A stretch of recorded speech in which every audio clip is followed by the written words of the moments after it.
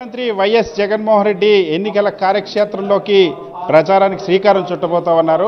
21 పార్లమెంట్ల పరిధిలో 21 మహాసభలు జరగబోతున్నాయి. సభల్లో పాల్గొబోతా ఉన్నారు. ఇప్పటికే ఎన్నికల షెడ్యూల్ వచ్చిన నేపథ్యంలో రాష్ట్ర వ్యాప్తంగా ఈ బస్సు యాత్ర సాగబోతుంది. ఏ విధంగా బస్సు యాత్ర సాగబోతుంది, ఏ అంశాలని ఈ బస్సు యాత్రలో ప్రజల దృష్టికి తీసుకెళ్తారు? మనతో పాటు మాట్లాడేందుకు వైఎస్ఆర్ కాంగ్రెస్ పార్టీ రాష్ట్ర ప్రధాన కార్యదర్శి ఎమ్మెల్సీ తలసల రఘురామ్ ఉన్నారు. ఆయనతో మాట్లాడదాం. సార్, ప్రధానమైనటువంటి లక్ష్యం ఏంటి బస్సు యాత్రకి?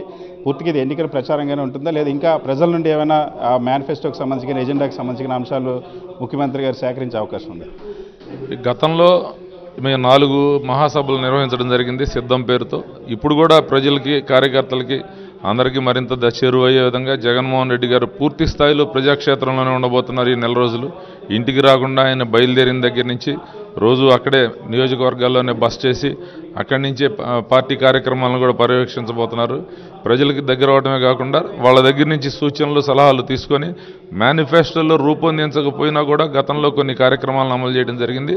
అట్లా రాబోయే రోజుల్లో కూడా జగన్మోహన్ రెడ్డి గారికి పరిపాలనలో అనువుగా ఉండే విధంగా వాళ్ళందరినీ కూడా కలవడం జరగబోతుంది. బహిరంగ సభలు సాయంత్రం జరుగుతాయి. దీంతో పాటుగా ఆ నియోజకవర్గాలకు వెళ్ళేటప్పుడు, ఆ జిల్లాలకు వెళ్ళేటప్పుడు వివిధ రంగాల నిపుణులతో కానీ లేదా కార్యకర్తలతో కానీ ఇంటరాక్ట్ అయ్యే అవకాశం ఉంది. రోజు ఒక ఇంటరాక్షన్ ఉంటుంది. అందరితో పాటు నిపుణులు, అదేవిధంగా మేధావులు, రకరకాల సమాజంలో ఉన్న అన్ని వర్గాలతో ఒక ఇంటరాక్షన్ ఉంటుంది. ప్రతిరోజు సాయంత్రం పూట ఒక బహిరంగ సభ ఉంటుంది. పార్లమెంటు స్థాయిలో ప్రతి పార్లమెంట్ నియోజకవర్గంలో ఒక బహిరంగ సభ ఉండే విధంగా ప్రణాళిక రూపొందించుకోవడం జరిగింది.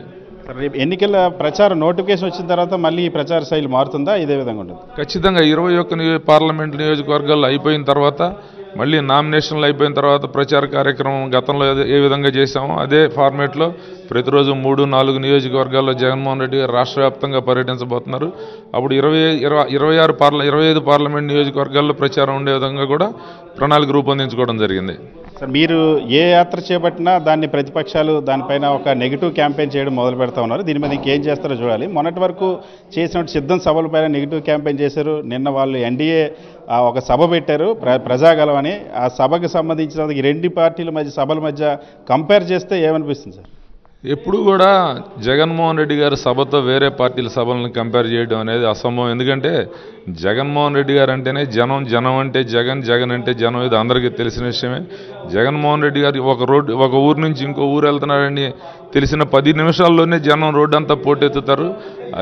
అదే వేరే పార్టీలు చంద్రబాబు నాయుడు వెళ్ళినా, పవన్ కళ్యాణ్ వెళ్ళినా వాళ్ళు జనాన్ని పోగు చేసుకోవాలి, ఒక రోజంతా వెయిట్ చేయాలి. మాకు అదృష్టవశాత్తు మాకు ఇబ్బంది లేదు. ఎక్కడ జగన్మోహన్ రెడ్డి గారు వెళ్ళినా కూడా ప్రజలు పోటెత్తే అవకాశం ఉంది. నిన్న చూశారు మీరు, వాళ్ళు ఎన్ని 16 లక్షలు వస్తారు, 15 లక్షలు వస్తారంటే ఏం జరిగింది అనేది. ఎందుకంటే అన్ని లక్షల మంది రావాలంటే ఎన్ని బస్సులు పెట్టాలనేది కూడా ఒక అవగాహన ఉండాలి. వాళ్ళు ఎన్ని బస్సులు పెట్టారు, ఎంతమంది వచ్చారనేది వాళ్ళ అంతరాత్మకు తెలుసుకుంటే మంచిది. వాళ్ళు గ్రీన్ మ్యాట్ వేస్తే దాన్ని ఏదో మార్ఫింగ్ కోసం వేసామని చెప్పారు. నిన్న గ్రీన్ మ్యాట్ వాడలేదా? కొద్దిగా ఇక్కడ ఉన్న జర్నలిస్టులు అందరూ కూడా బుర్ర పెట్టి ఆలోచించి వాళ్ళందరూ ఏం చేశారనేది కూడా తీయండి. వాళ్ళు గ్రీన్ మ్యాట్ వేయకుండా ఉండుంటే వేరే వాళ్ళ గురించి మాట్లాడవచ్చు. జగన్మోహన్ రెడ్డి గారి మీటింగులను చూసి ఓరవలేక మాట్లాడమే తప్ప రేపు జరగబోయే ప్రతి మీటింగు వాళ్ళకి కన్నుకుట్టే విధంగా ఉంటుంది. వాళ్ళు చేయబోయే దుష్ప్రచారం ఇలాగే ఉంటుంది. ప్రజలెవరూ కూడా వీళ్ళని నమ్మే స్థితిలో లేరు. మొన్నటి వరకు జగన్మోహన్ రెడ్డి సభలకు పెద్ద ఎత్తున జనం వస్తే దానికి బస్సులు వినియోగిస్తే ఇల్లు మీడియా ఏడ్చింది. అచ్చెన్నాయుడు అయితే నేరుగా కంప్లైంట్స్ కూడా చేశారు. నిన్న వాళ్ళకి బస్సులు ఇస్తామన్నా సరే కూడా పెట్టుకునే పరిస్థితి వచ్చినట్టుంది. ఇప్పుడు జనం రావటం లేదంటే బస్సులు లేక మేము జనాన్ని తేలవడం అది ఒక అభిప్రాయంతో అట్లా క్రియేట్ చేశారు.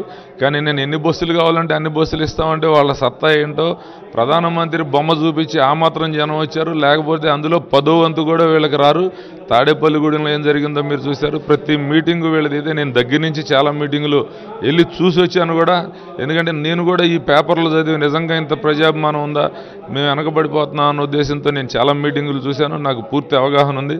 వాళ్ళు ఏ మీటింగ్ పెట్టినా ఆ పేపర్లో, ఆ టీవీల్లో చూపించేది ఆ ఒక్క లాంగ్ షాట్ ఎప్పుడు చూడడానికి అది సాధ్యమయ్యే పరిస్థితే కాదు. సరే, మేనిఫెస్టోకి సంబంధించి కూడా చర్చ జరుగుతుంది. జగన్మోహన్ రెడ్డి గారు ఈ బస్సు యాత్రలో మేనిఫెస్టోని కూడా ప్రచారం చేస్తారా, లేకపోతే ఇంకా ప్రజల నుండి తీసుకున్న తర్వాత మేనిఫెస్టో తయారు చేసే అవకాశం? మేనిఫెస్టోకి ఈ మీటింగ్కి సంబంధం లేదు. ఖచ్చితంగా జగన్మోహన్ రెడ్డి గారు ప్రణాళిక ప్రకారం మేనిఫెస్టోని రిలీజ్ చేస్తారు.